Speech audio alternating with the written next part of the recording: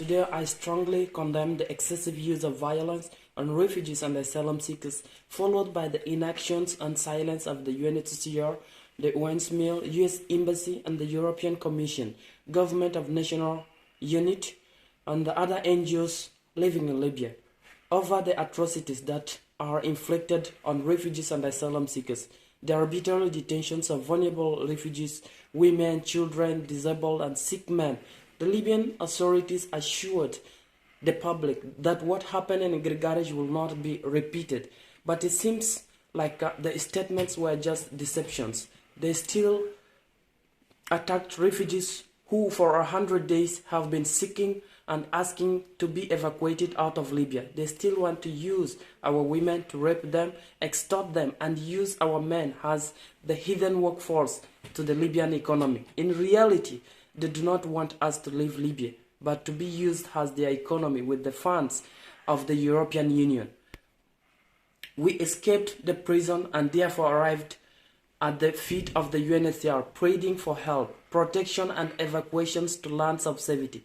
But they turned their backs on us, made evil plots to disperse our protest, killed us and deprived us from human basic needs, from our rights, from the fundamental rights to life and also of seeking asylum. For 100 days, we organized ourselves with the little resources and the strength that we had at our disposal, speaking loudly, shedding tears, and expressing the status of our breathing souls.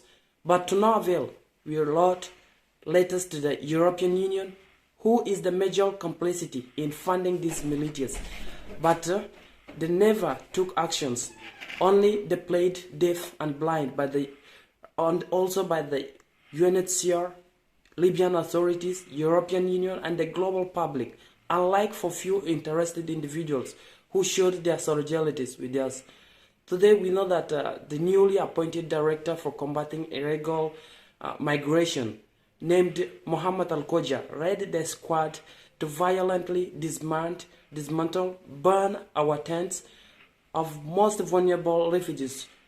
Instead of providing dignified solutions, he and the UNHCR are major human rights violations and the abuses of human rights in Libya.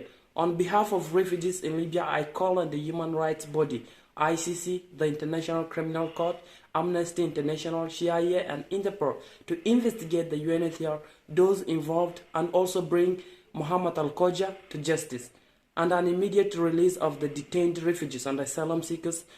And then lastly, I call on the international community to intervene and offer more safe lands for the bleeding refugees in Libya.